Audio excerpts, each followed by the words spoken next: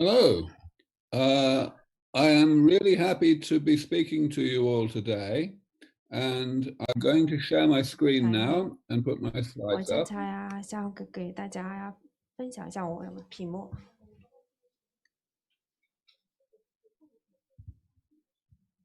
Okay, and I'm going to do that. Okay, so are visible, 大家 and 好，I am going to discuss 我 now 想和大家 the 沟通 work that I do in 我的工 California 作，and 在 around the 所做 world 的工作，to bring aging under comprehensive medical control. The problem that we are solving here is a problem that was created because we solved a different problem already. Of course, the problem that we solved already was the problem of early death from infectious diseases like tuberculosis.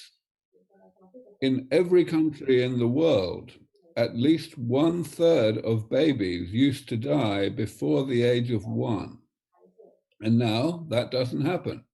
In every country in the world, the average lifespan is more than 50. And that means that there is far less death early in life. But, of course, if you don't die early in life, then that means you live long enough to suffer from the health problems of late life. And those problems are gradual and progressive, and they kill you very slowly. Of course, I'm talking about things like Alzheimer's disease, heart disease, and type 2 diabetes. And because they are so slowly progressive, they are incredibly expensive.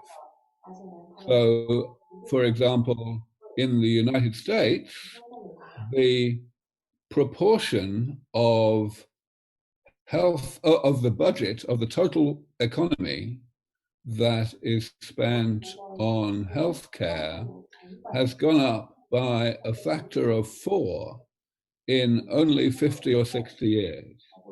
That's the green line here, gone up from 5% to 18% in just 50 years, and it's gone up even more since then. So this is a big problem. Now, we must ask ourselves, why is it a problem? Why have the same approaches, the same medicines that worked so well against early death, why have they not worked against death late in life, the diseases of late life? Most people think that it's just because there are so many of them. Don't worry, you're not supposed to be able to read this slide. I'm just trying to show you how many things go wrong with us late in life. But actually, that's not the main reason. In order to describe the main reason, I'm going to start by giving you a definition of the word aging. That's actually really surprising that I would need to do that because everybody cares about aging. So you would think we would know what it is. But actually, different people have different definitions. So here's my definition. Aging consists of two processes. There's the one on the left that you can see here, where the processes of metabolism, the processes that keep us alive from one day to the next, generate damage in the body. They change our molecular and cellular structure. And the body is set up to tolerate some damage, but not an unbounded amount. So eventually, there's too much damage. And that's when the right-hand process happens. We start to see the pathologies of late life when there is more damage than what the body is set up to tolerate. Now, why is that so important? Well, I'm sorry, wait a moment, please. I am having trouble with my slides.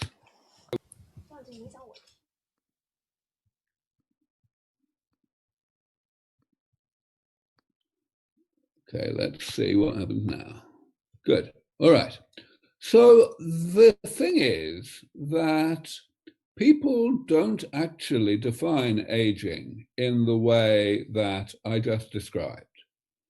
If you ask people for a classification of the ways in which somebody can be sick, most people will tell you something like what you're seeing on this slide here. They will say, okay, there are infectious diseases, that's column 1. Then there are genetic diseases that a few people get from their parents, that's column 2. And then there's the big one, the chronic diseases of late life, such as Alzheimer's disease or atherosclerosis, or all of the things that I put on that slide a few minutes ago.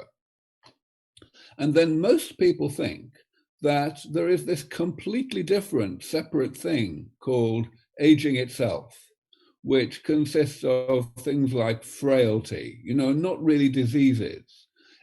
In fact, they think that aging itself is completely different from diseases and is somehow not treatable with medicine, even in principle. And that's a huge problem. The way that they ought to think about the classification of ways to be sick is like this. If you look at this slide, you will see that all the columns are the same as on the previous slide, but the big, thick black line is in a different place. And that tells you that the things in column 3 are not very like the things in column 1, so we should not expect to be able to treat them with the same kind of medicine as we do for infections. But it also tells you that the things in column 3 are no different from the things in column 4. They are both parts of aging. They should not be considered to be different. Now, why is that mistake so important? Why is it doing so much damage that people get this wrong? Well, it's because of what I'm showing you here. If you get it wrong, if you think about column 4, aging itself, as being off limits to medicine, and you only focus on column 3, and you try to treat it as if it were infections, then you're going to do this. You're going to try to attack the pathologies of late life directly and cure them in the same way that we cure an infection. And obviously it doesn't work, because these pathologies are consequences of this damage which is accumulating. So inevitably, any geriatric medicine is going to become progressively less effective as people get older. It's just never going to work. Now, I am not the first person to realize this. More than a century ago, a few people started to realize that geriatric medicine would never work, and they must be more preventative. And so they said, well, okay, instead of trying to eliminate the right-hand process where damage generates pathology, let us instead try to eliminate the left-hand process where metabolism generates damage.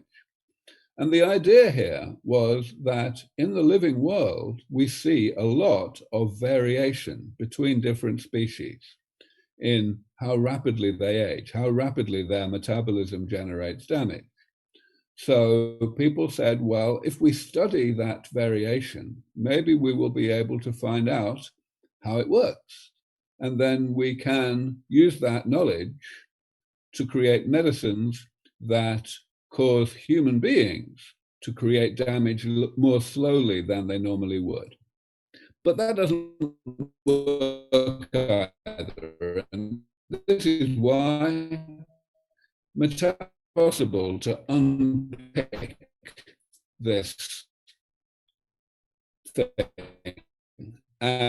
and this network, the creation of damage, without at the same time stopping it from doing things we need it to do to keep us alive. third possibility, and I'm going to call it the maintenance approach. You can think of it as damage repair. What we want to do is to separate damage from pathology, metabolism from pathology. And we have seen that we cannot separate metabolism from pathology by separating damage from pathology. And we also can't do it by separating metabolism from damage. But maybe we can do it if we repair damage, because if we do that, we don't need to interfere with either of the component processes. And of course, we already successfully do this with simple man-made machines like cars. This car in the photograph is more than 100 years old, and that's pretty amazing. It's working just as well as when it was built. But here's the really amazing thing. It was not designed to last 100 years. This car was only designed to last 10 years. And the reason it has actually lasted 100 years is simply because the people who owned it have done really good damage repair. That's all it is. So now, what does this mean? Well, the first thing it means is that you should not think of aging as some kind of specific thing that only happens to living organisms. The definition of aging that I gave you at the beginning could just as well be used for the aging of a car or an aeroplane or anything like that. So we know that comprehensive preventative maintenance really works.